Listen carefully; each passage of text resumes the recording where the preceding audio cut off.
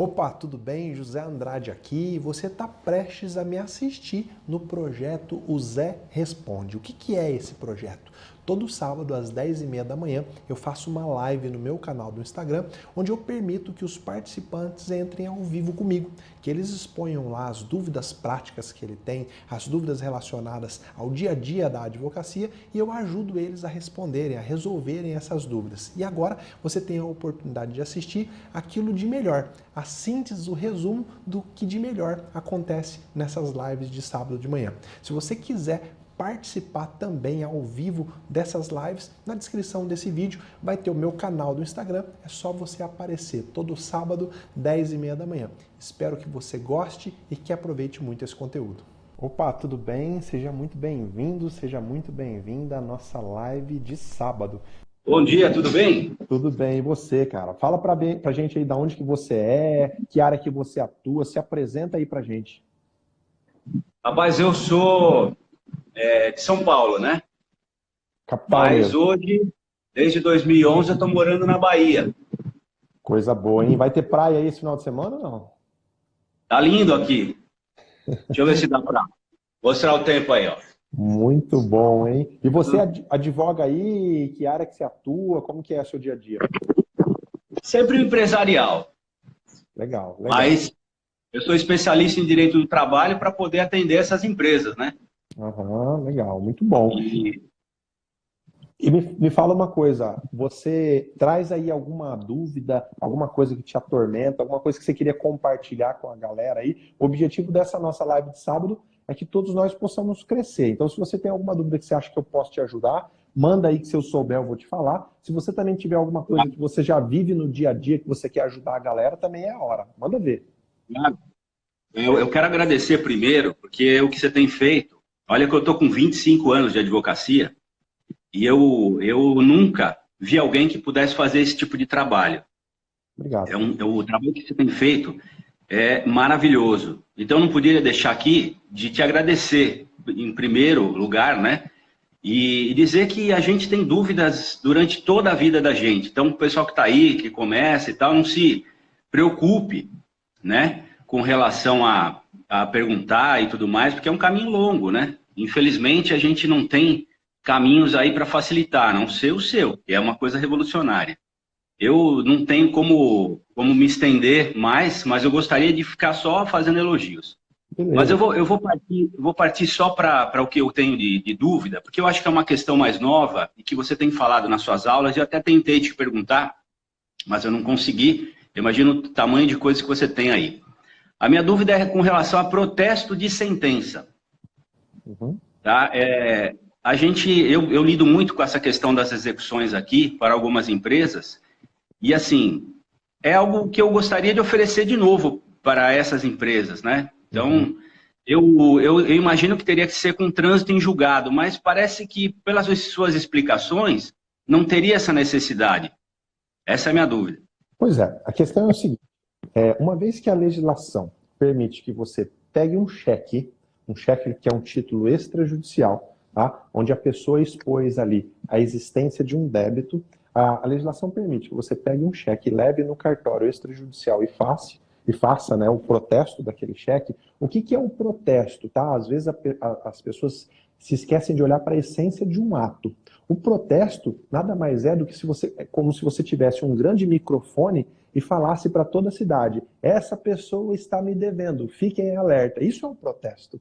O cartório serve para Sim, dar conhecimento público de um fato. Tá? Então, quando você faz efetivamente isso, você alerta todo mundo e, de alguma forma, o devedor fica constrangido. Ele pode perder, como de fato acaba perdendo, o crédito na praça, as pessoas ficam com o pé atrás com ele. Então, esse é o objetivo e os efeitos do protesto. E aí eu tenho sempre refletido, uma vez que o Código de Processo Civil passou a expressamente dizer que pode-se fazer o protesto da sentença, então eu posso, se um juiz reconheceu que o João deve para o José, uma vez que o juiz reconheceu, por que não avisar isso publicamente? É claro que o Código de Processo Civil, ele dá a entender que você pode fazer isso após o trânsito em julgado.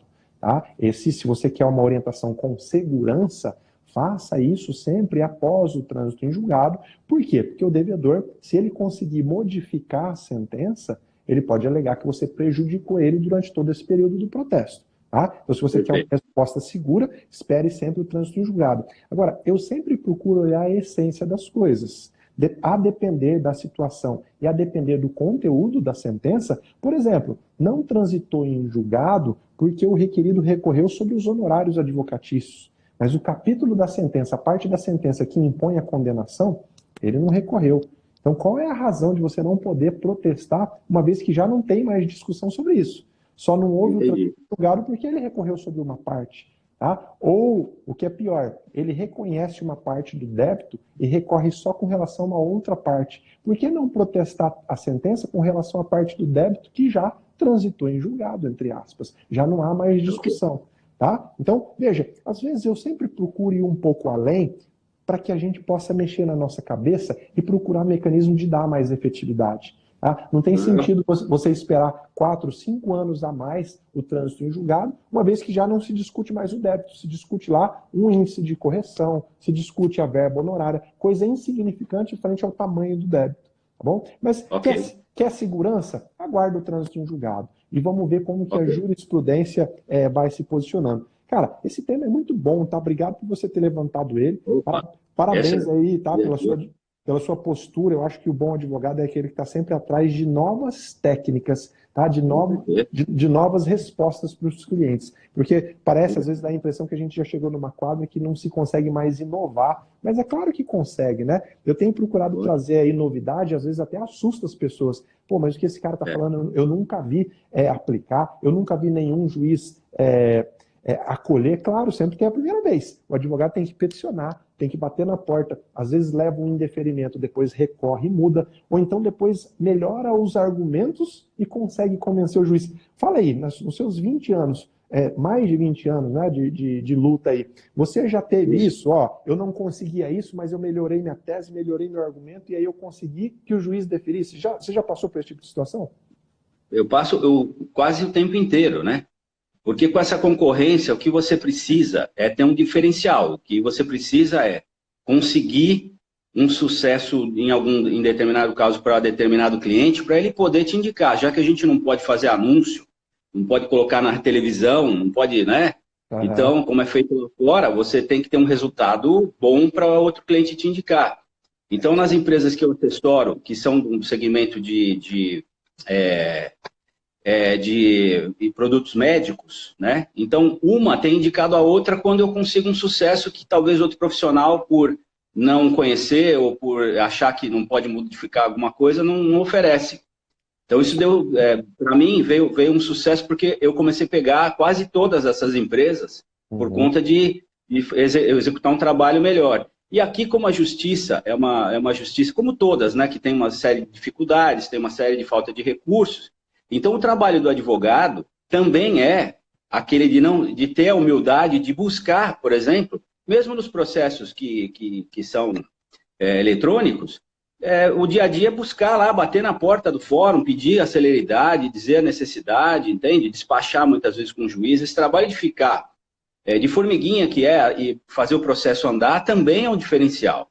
Então, eu digo que não é só você ficar no teu escritório, e não é só você ficar angariando o cliente, você também tem que fazer as duas coisas, né? E eu, como faço sozinho todo esse tempo... Mas tá aí o segredo do sucesso. A galera mais nova que está vendo a gente já sacou. É não se acomodar, é correr atrás, é não aceitar um indeferimento. É claro, aceitar respeitosamente. Tudo bem, foi indeferido, mas agora eu vou melhorar meus argumentos, eu vou tentar convencer no tribunal e assim as coisas vão acontecendo. Cara, quero te agradecer pela sua participação, tá? É esse tipo de participação que me faz acordar todo sábado, abrir meu celular e vir aqui conversar com vocês, tá? O objetivo de compartilhar aquilo que a experiência nos dá, e hoje você pôde compartilhar aí tudo aquilo que você vive. Obrigado, tá? Um grande abraço aí para todo mundo aí da Bahia, né? E para você em especial. Obrigado, meu querido. Foi um prazer mesmo participar. E enquanto o nosso amigo estava participando, eu vi que alguém colocou aí, um acordo homologado em juízo pode ser protestado? Obviamente que sim, tá? Uma vez que o acordo foi homologado pelo juiz, ele se tornou um título judicial. Assim como a sentença, ele tem a mesma força. Então vamos lá. Seja Como bem-vinda. colega, eu também fui surpreendida.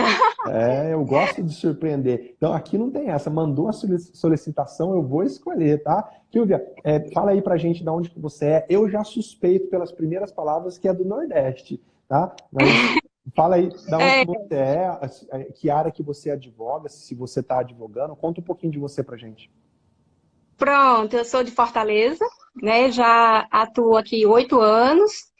Comecei no criminal, né? Mas aí, pelas dificuldades da mudança de lei, pelo alto índice da violência, enfim, eu estou migrando para essa área mesmo de empresarial, trabalhista. Estou trabalhando muito com condomínio, títulos judiciais, extrajudiciais. E aí eu tenho uma grande dúvida, que eu acho que eu já mandei um monte de vezes aí para o senhor. Maravilha. É se o juiz precisa autorizar esse protesto em cartório da sentença. A gente precisa formular um pedido ou não? Pega a sentença e já vai lá. Não precisa não, tá? Você pode pegar a certidão da existência do processo, tá? Tem alguns lugares que chamam essa certidão de objeto e pé, tá? Então você pode pedir no cartório. Por quê? Você precisa, no cartório judicial, né? Lá onde tramita o processo. Você precisa chegar lá no cartório extrajudicial e mostrar, olha, existe um processo, existe uma sentença, e você faz isso através desse documento, que é uma certidão de objeto e pé, tá? Procura ver aí em Fortaleza, porque esses nomes às vezes variam de região para região, quando você tira uma certidão que prove a existência do processo e em que fase que o processo está. Tá? É importante. Tá, você quer certidão narrativa? Pode aqui ser. Pra gente. Isso, exatamente. Vai narrar. Pode ser. Que existe o processo e em que fase que ele está. É muito importante que nessa certidão, e geralmente o cartório coloca, que houve o trânsito em julgado no dia tal, da sentença condenatória tal. Você vai pegar esse documento e vai levar no cartório de protesto, no cartório extrajudicial, e vai protestar. É assim que se materializa, tá bom? Que bom, professor. Mas eu tinha outra dúvida, rapidinho, se puder. Manda ver, aproveita. Eu estava vendo agora há pouco um vídeo do senhor sobre desconsideração de personalidade jurídica, e aí me veio a dúvida, porque sempre quando é empresa, microempresa, geralmente se confunde o patrimônio da pessoa com o da microempresa. E nas empresas grandes, as empresas limitadas, os outros tipos de empresa, como que é da mesma forma a desconsideração? Tá. Automática, assim? Não. Deixa eu esclarecer duas coisas. Primeiro, primeira coisa que você tem que ver é qual é o tipo de relação que gerou aquele débito. Foi uma relação de consumo? É uma pessoa consumindo o produto de uma empresa? Quando é uma relação de consumo, por exemplo, eu fui no supermercado, comprei um produto, o produto estava estragado, eu entrei com uma ação, ganhei uma ação. Então, o débito nasceu de uma relação de consumo. Sempre que for relação de consumo, você vai olhar as regras de desconsideração que estão previstas no Código de Defesa do Consumidor, lá no artigo 28. Então, relação de consumo tem regra própria para desconsideração, lá no artigo 28 do CDC. Se for uma relação de direito civil, por exemplo, eu comprei uma casa de uma outra pessoa, tá? E aí eu não paguei, e aí, aliás, eu comprei uma casa de uma empresa, por exemplo. E aí o débito surge de uma relação de direito civil. Tá? As regras para desconsideração vão estar previstas lá no artigo 50 do Código Civil. Veja, é um regramento totalmente diferente. A segunda coisa que a gente tem que ver, você disse aí, quando é microempresa, o patrimônio se confunde. Não é quando é microempresa, é quando é empresa individual. Sabe aquela empresa, aquela empresa de um único sócio? MEI. Exato, porque o microempreendedor individual é aquela empresa de uma pessoa só. Nesse caso, sim, tá? O STJ já disse, eu fiz uma publicação recente, que aí o patrimônio se confunde, não precisa nem da desconsideração da personalidade jurídica. Se você está executando um MEI, não encontra nenhum patrimônio no CNPJ, no mesmo processo você pode pedir para que o juiz consulte o patrimônio no CPF, já que o patrimônio deles se confunde, tá? Agora, quando é empresa que tem mais de um sócio, independente se é microempresa, empresa de pequeno porte, porque isso diz respeito ao tamanho do faturamento da empresa e não à quantidade de sócio, tá? Quando você está falando de empresa com mais de um sócio, a dívida para atingir o patrimônio dos sócios precisa da desconsideração, tá? Então a gente tem que clarear coisas, porque senão às vezes a gente acaba trocando os pés pelas mãos, o que é natural, tá bom? E o que é natural. Sabe por quê? Até bem pouco tempo atrás não existia a figura do MEI. Era impossível. Não, é recente. Durante a faculdade, eu pelo menos, aprendi que empresa tem como finalidade a união de duas pessoas. Duas pessoas se juntam, formam uma ficção jurídica, que é uma empresa, para atingir uma finalidade comum. Como o MEI é uma empresa de uma pessoa só, não teria sentido. Por isso até que o STJ tem decidido que quando uma pessoa resolve constituir uma empresa, isso não quer dizer que o patrimônio dela se separa, só quer dizer que ela vai ter facilidades que hoje só são concedidas às empresas, tá bom? Quem quiser, dá uma olhadinha aí no meu feed aí no Instagram, vai achar o vídeo onde eu falo disso, tá? Da penhora do MEI poder ser feita no patrimônio, tanto no CNPJ quanto no CPF. Lá eu menciono, inclusive, o número dos julgados do STJ, tá bom? Perfeito, professor. Ajuda demais. Obrigada. O senhor sempre nos ajuda muito. Sou sua fã incondicional. Obrigado, viu? Obrigado pela sua participação, obrigado pela sua audiência. Eu que agradeço a disponibilidade de ajudar sempre. Para todo mundo aí de Fortaleza também, tá? Através de Obrigada. você. Fica com Deus. Também. Tudo de bom. O senhor também. Obrigada. Eu separei 2 temas também para a gente tratar hoje. Um é sobre a oitiva de parente em juízo, que eu vou deixar para o finalzinho. E o segundo é efetivamente sobre a decisão do STJ que saiu essa semana. Se você tem algum processo onde se discute a penhora de faturamento da empresa, onde o executado alega, por exemplo, olha, a penhora do faturamento tem que ser deixada para último caso, depois que se tentou toda a forma de penhora, é bom que você saiba que o STJ essa semana mandou suspender o andamento de todos esses processos. E vai ser muito importante que a gente acompanhe esse julgamento do STJ, porque ele pode ter muita repercussão prática, tá? Aqueles que são meus alunos no treinamento Expert em execução vão poder acompanhar aí, eu vou dar todos os desdobramentos. E é claro que você que me acompanha aqui também no Instagram e também no YouTube, em todos os canais que eu tô, também se ficar alerta aqui no dia a dia, vai ver eu falando mais desse tema. O que eu queria te alertar é isso. Se você tem algum processo onde discute penhora de faturamento da empresa, se isso tem que ser deixado para último caso ou se pode ser um dos primeiros atos do processo, fica de olho porque esses processos estão com a tramitação suspensa, tá bom? E eu vou falar daqui a pouquinho sobre oitiva de parente em juízo, mas antes eu vou chamar mais uma pessoa para participar aqui com a gente, tá bom? Opa, tudo bem? Professor, grata, que bom. Que legal, que bom de... Seja muito Estou preso aqui com os colegas também, estou aqui no trabalho, nem acredito que o professor chamou.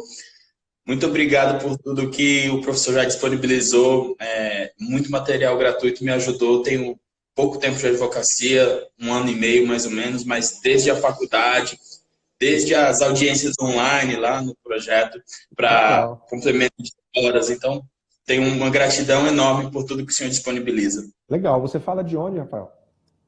Eu falo aqui de São Paulo, mas meu sotaque é meio confuso porque eu sou nordestino. Vi a colega aí agora há pouco de Fortaleza, eu sou do Ceará também. E estou aqui há 8 anos em São Paulo. Fiz a faculdade aqui.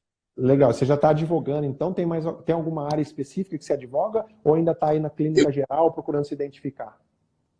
Na verdade, os meus clientes em particular, eu milito no direito criminal, né? Aqui em São Paulo, a gente tem um convênio da OAB com a Defensoria Pública. Então, nesse convênio, a gente acaba recebendo alguns casos de outras áreas, como civil e família. Mas o foco aqui do escritório que a gente está conduzindo é criminal. E a minha dúvida, professor, peço a licença para compartilhar com os colegas, sobre a judicialização da prova colhida em fase de inquérito policial. Eu vi que o professor...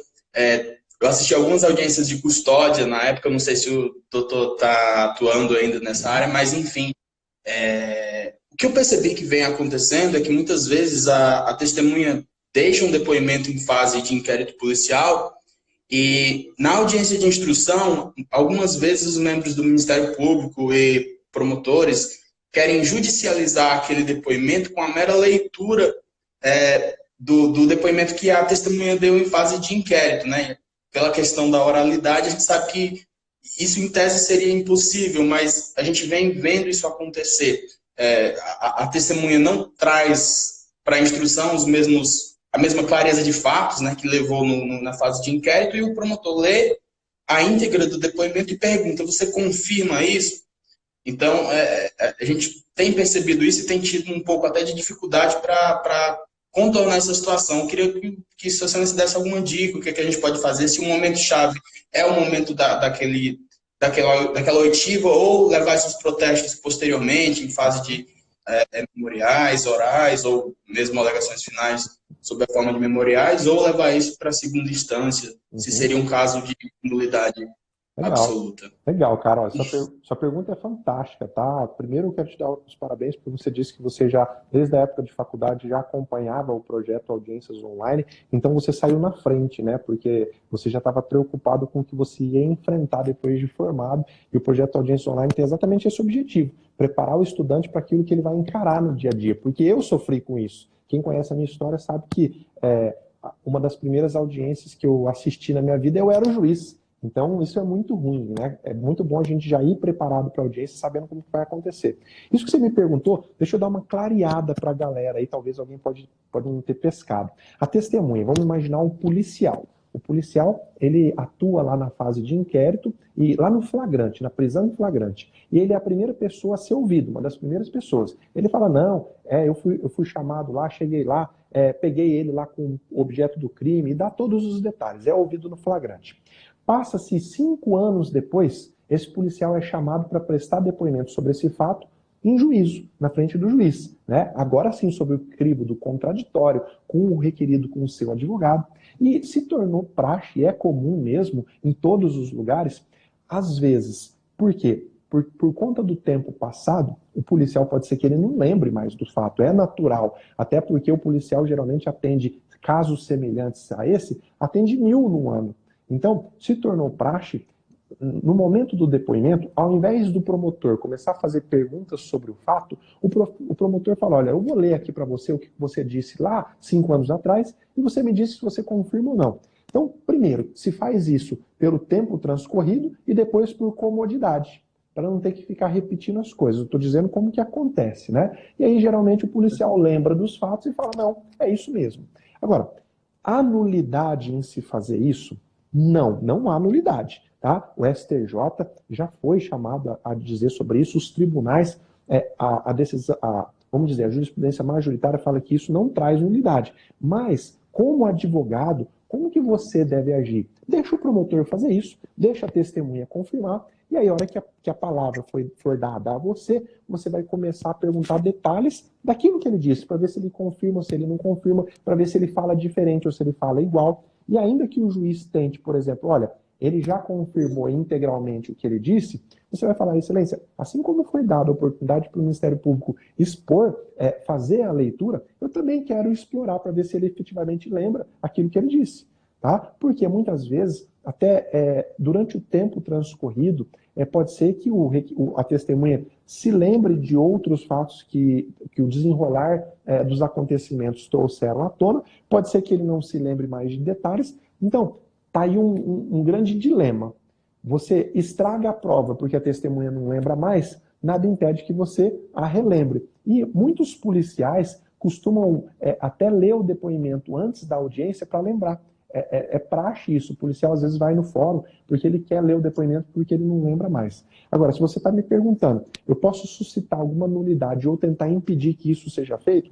Não pode, porque não há impedimento para isso. Tá? Agora, como advogado, você deixa isso acontecer. E depois que isso acontecer, você, quando for passada a palavra, você começa a perguntar sobre os fatos.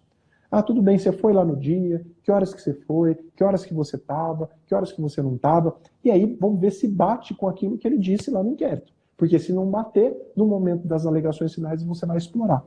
Você vai falar, excelência, ele confirmou para o Ministério Público tudo o que ele disse, só que quando eu perguntei, ele disse outra coisa.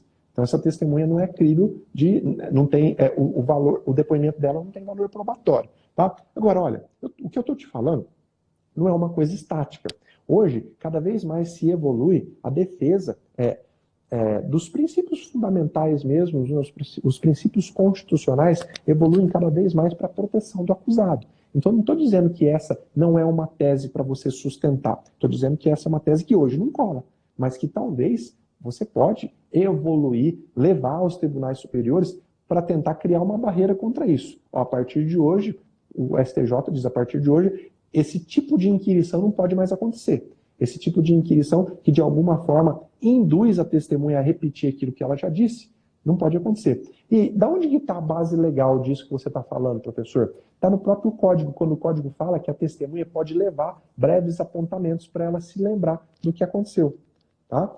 Uma coisa que eu tenho até vídeo publicado sobre isso, uma coisa é você querer induzir o depoimento com base no depoimento de outra pessoa. Isso é proibido. Se eu chego para o João e falo, olha, João, eu vou ler aqui o que o José disse no inquérito para ver se foi efetivamente o que aconteceu. Eu estou querendo influenciar o depoimento do João com o que disse outra pessoa. Isso é vedado. Tá? Aí sim você tem que protestar e não pode deixar acontecer. Agora, com o depoimento do próprio João, ó, João, você já disse isso, foi isso mesmo? Foi ou não foi? Tá? Então, eu não vejo impedimento. Na sua atuação prática, é isso que você tem visto? Isso tem acontecido normalmente? Tenho visto com bastante frequência, né? Principalmente quando a testemunha é agente policial. De fato, o primeiro ato no início do depoimento é o membro do Ministério Público tentar fazer essa leitura. Algumas vezes até, talvez por inexperiência, até me manifestei contrário àquela situação, falei que estaria induzindo a testemunha, mas na prática aconteceu. O promotor fazer a leitura do depoimento de inquérito policial e posteriormente, quando eu tentei fazer qualquer intervenção sobre aquele depoimento prestado em fase inquisitorial, o magistrado, na ocasião, falou, olha, essa questão já está esclarecida, doutor indefiro, acabou que eu pedi para constar em ata, que tinha os protestos da defesa que constassem, e levei esse caso para a segunda instância. Por de violação do contraditório, né? A prova colhida, que foi inclusive o único embasamento para uma condenação, não foi colhida sobre o crime do contraditório, ampla defesa, e essa é a minha alegação, e por isso essa dúvida. Isso ainda guarda julgamento, então é uma dúvida que me incomoda. Mas você agiu perfeitamente. Veja o que eu te disse. O Ministério Público pode fazer isso, mas você também pode inquirir do jeito que você quiser. Tá? O magistrado não pode dizer, não, a testemunha já confirmou tudo, as suas perguntas sobre o fato. Se não, então não precisa nem abrir a palavra para a defesa. Né? Que se ela já confirmou tudo, a defesa não vai poder perguntar nada. Então, não é assim. Aí, talvez, nesse ponto, você está coberto de razão. O Ministério Público pode ler, a testemunha pode confirmar, mas a defesa pode perguntar todos os detalhes que ela quiser. Tá? Sem dúvida nenhuma. Isso pode ter uma ofensa, sim, ao contraditório. Acho que você agiu corretamente. Então, sabe uma dica prática que eu te dou? Como você já sabe que isso pode ser que aconteça, vai no depoimento lá na fase policial e pega aqueles trechos que tem, por exemplo, um número. A hora que o policial fala, por exemplo, o fato aconteceu 7 horas da manhã. Deixa ele confirmar tudo o que ele disse, e aí na hora que a palavra for dada a você, você pode perguntar, olha, isso aí aconteceu no começo da noite, no começo da tarde, você se lembra especificamente? É a chance de você ter elementos práticos para mostrar que ele está em contradição. Quando tem, por exemplo, quantos objetos foram apreendidos? Se ele efetivamente lembra, ele vai, ainda que o depoimento tenha acabado de ser lido para ele, se ele não lembra, ele se confunde. Então vai naqueles detalhes materiais. Você não precisa, talvez, começar a perguntar que ele te conte toda a história de novo. Aí pode ser que o juiz vai indeferir, porque ele vai falar, olha, ele acabou de confirmar a história, mas vai em elementos práticos, sabe? Hora, quantidade, quantas pessoas. Talvez aí você vai ver ele cair em contradição e você pode até alegar, olha, excelência, ele acabou de dizer que confirma tudo, mas ele já se contradisse em 2 ou 3 elementos. Tá? Então, vai aí que eu acho que aí na prática você vai ter... E olha, quando eu ensino isso, tá, as pessoas têm que abrir bem os ouvidos. Eu não estou ensinando artimanha para desqualificar a prova, não. O que eu quero é a verdade. Então, se a pessoa realmente lembra e está prestando um testemunho, ela vai lembrar de tudo. Tá? E eu, como juiz, eu quero segurança para poder decidir. Se esse cara lembra de todos os detalhes numéricos, ele é uma testemunha boa e eu posso usar o depoimento dele para fundamentar uma sentença. Agora, se ele não lembra, como é que eu vou confiar naquilo que ele está dizendo? Então, eu digo isso para as pessoas não confundir. Está ensinando técnica para beneficiar o réu, para beneficiar o autor, de maneira nenhuma. Eu estou ensinando técnica para ajudar o descobrimento da verdade. Se a verdade estiver do lado da defesa, a defesa tem que ganhar, ué. Se a verdade estiver do lado do Ministério Público, o Ministério Público tem que ganhar. Cara, eu não sei se eu te ajudei, tá? Eu espero ter te ajudado e te agradeço pela sua participação aí.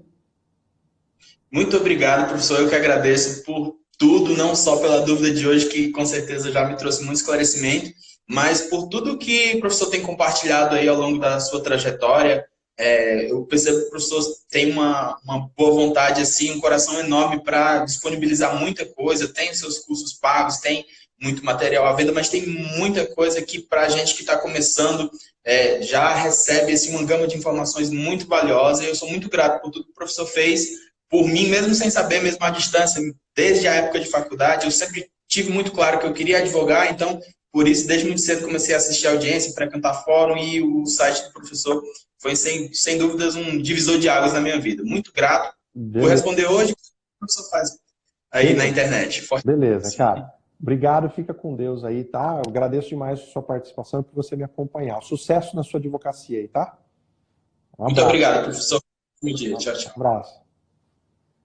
Vamos lá, eu vou tratar agora do assunto que eu falei para vocês, que é a oitiva em juízo de parente. Tá? Seja no processo civil, seja no processo criminal, no processo trabalhista, como que funciona isso? Como que faz para você ter um bom aproveitamento? Quando o cliente te procura, você fala para ele, tá, quais são as suas testemunhas? E ele te apresenta lá 3 parentes, a mãe, o irmão e o tio. E aí você fala para ele, tá, mas eu preciso de alguém que não seja seu parente. Ele fala, não tem ninguém, são só esses 3.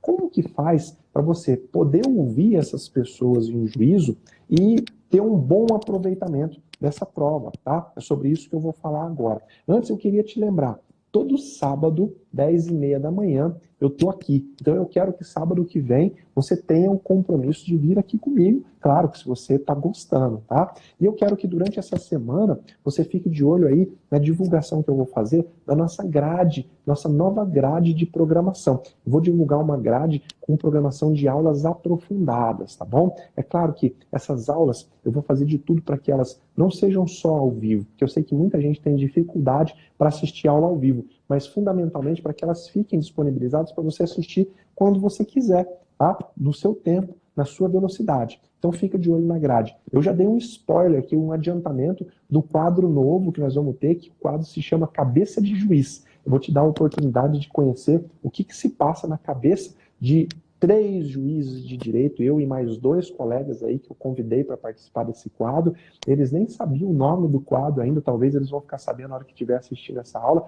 Cabeça de juiz, porque o que eu quero te mostrar é o que se passa na cabeça do juiz quando ele é chamado para decidir determinados temas, determinados assuntos. Como esse que eu vou te dar já hoje. O que se passa na cabeça do juiz quando as únicas testemunhas da parte são parentes? Então, as únicas pessoas levadas a serem ouvidas em um juízo são parentes daquela parte. E é agora que eu vou te falar exatamente sobre isso agora, tá bom? Imagine, então, essa situação. O seu cliente te apresenta aí 3 pessoas que ele quer ouvir em juízo. Você entrou com uma ação indenizatória por acidente de trânsito. E aí ele fala, tá, quem são suas testemunhas? E aí ele fala para você, minha mãe, que estava comigo no carro, meu irmão que estava comigo no banco de trás. Você fala, tá, mas eles são seu parente, eu não posso ouvir, o juiz não vai poder ouvir eles como testemunha, porque está expresso lá no Código de Processo Civil. Não podem servir como testemunha aqueles que têm parentesco com uma parte. Eles, então, você fala, tá, você não tem outra testemunha? Ele fala, não, estava só nós 3 no carro, eu não conheço ninguém que estava em volta, são eles as minhas testemunhas. Qual é o primeiro ato que você vai, já que você não tem outra saída, né, já que você não consegue descobrir outras pessoas que tenham testemunhado, o seu primeiro ato vai ser, efetivamente, conversar com essas pessoas para saber os detalhes do acontecimento. Se elas sabem detalhes, se os detalhes que elas contam, não há contradição entre eles. Você vai chamar no escritório, vai até a casa deles e vai ver se efetivamente o depoimento deles é útil. Porque às vezes não é útil. Às vezes o irmão estava no banco de trás dormindo, ele só acordou com a batida. E pode ser que daí para frente não tenha nada que seja interessante. Estou dizendo que pode ser, né? Então o seu primeiro ato é conversar para saber se o depoimento deles é útil. Não é útil, eles viram o acidente, eles viram como que aconteceu, eles viram que o réu passou no sinal vermelho e o depoimento deles é coerente um com o outro. Bom, beleza. Agora, o que você vai fazer? Quando você for peticionar, o juiz pediu para você apresentar o seu rol de testemunha. Você vai apresentar o seu rol de testemunha? Na sua petição, você vai explicar já de cara que as 2 pessoas têm o parentesco com a parte, mas que a oitiva deles é fundamental. Primeiro, porque são os únicos que visualizaram o acontecimento, tá? E porque, efetivamente, eles vão levar contribuição para o juiz decidir o caso concreto. Se você simplesmente arrola um parente como testemunha, né, pedindo para que o parente seja ouvido em juízo, e não faz essa justificativa para o juiz, é a primeira coisa que o juiz vai te perguntar no momento do início da audiência. Olha, doutor, o senhor arrolou aqui um parente, mas você sabe que parente não pode ser ouvido como testemunha. Qual que é a importância de eu ouvir como informante do juízo? E aí vai ter esse impasse no começo da audiência. Você vai dar carta na manga para outra parte e impugnar a sua tentativa de oitiva. E você vai dizer, tá? Já vai se adiantar então na petição que a oitiva deles é fundamental, uma vez que com aquilo que eles vão dizer, efetivamente o juiz pode descobrir a verdade. E agora eu quero te dizer como que o juiz pensa quando isso acontece.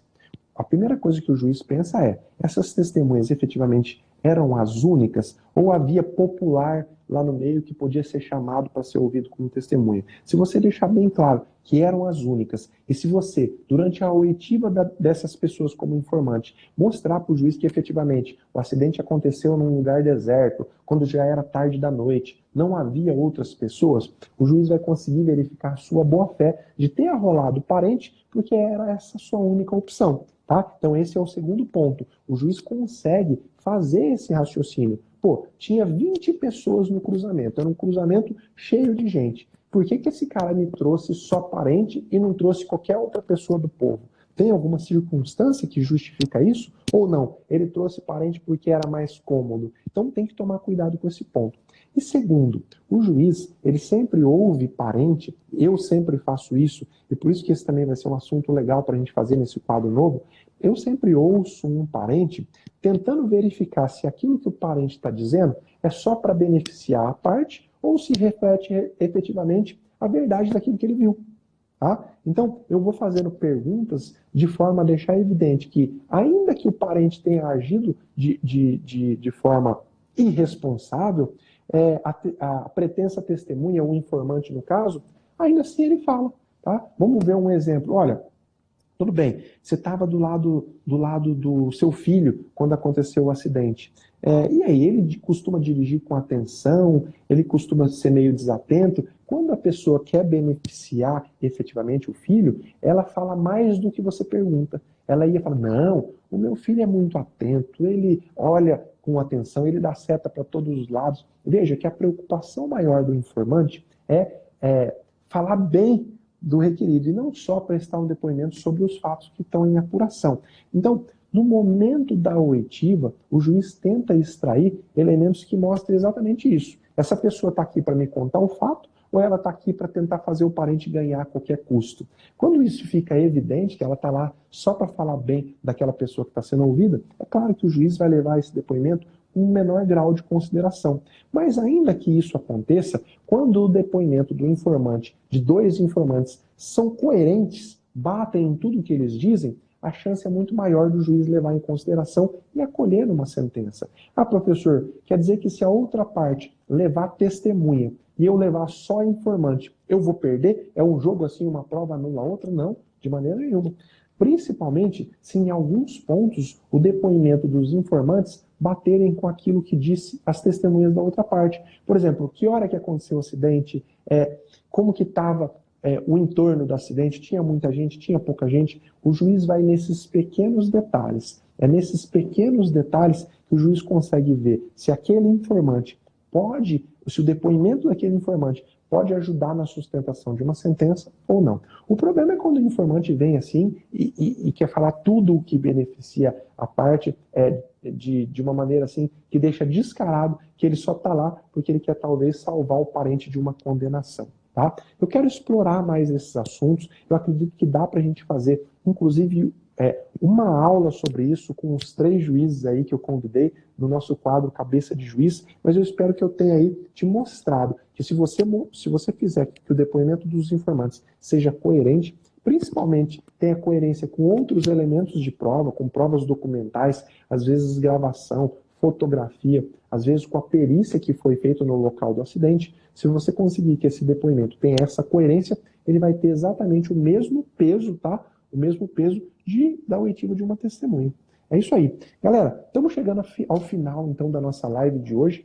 Eu espero que você tenha aproveitado. Eu convidei 3 pessoas aí, 3 participações muito massa que nós tivemos, tá? 3 participações fenomenais. Eu queria mandar um grande abraço para todo mundo que está aqui. Eu estou vendo gente que sempre está participando com a gente. E olha, eu espero que se você consegue participar todo sábado, que você sempre venha aqui, tá? Porque se você estiver sempre aqui comigo, devagarzinho a gente vai crescendo junto. Eu cresço com aquilo que você contribui, eu cresço com a colaboração daqueles que estão aí participando ao vivo, e eu espero ajudar a colocar um tijolinho aí no seu castelo do conhecimento. Todo mundo quer viver, acredito, né, que sonha em viver da profissão que escolheu. Agora, eu sempre imagino que a nossa profissão, a profissão que a gente escolheu, ela como se fosse para que a gente possa ter aquele sucesso que a gente almeja, seja o sucesso profissional, seja o sucesso, o reconhecimento, né, que muita gente busca, a gente tem que ir construindo o nosso castelo. Tá? É o castelo do conhecimento. Cada aula que você assiste, cada curso que você faz, cada congresso que você vai, cada coisa que você assiste nas redes sociais é um tijolinho que você coloca para edificar esse castelo. Eu espero efetivamente que essa nossa live de hoje tenha sido para você esse tijolinho. Para mim foi, e eu agradeço demais, tá bom? Um grande abraço para todos aí. Um abraço para você, eu vi aí, ó, manda um abraço pro pessoal que é de Rondônia, né? Então um grande abraço para todo mundo que é de Rondônia. Nós estamos juntos durante essa semana. Nós vamos ter aí live, eu vou divulgar com bastante antecedência. Eu queria que você ficasse com Deus e que você tivesse um excelente, aliás, eu desejo isso, que você fique com Deus, que Ele seja a causa da sua vida, que Ele seja a causa das suas atitudes, que você tenha um maravilhoso final de semana. Grande abraço e aí até a próxima.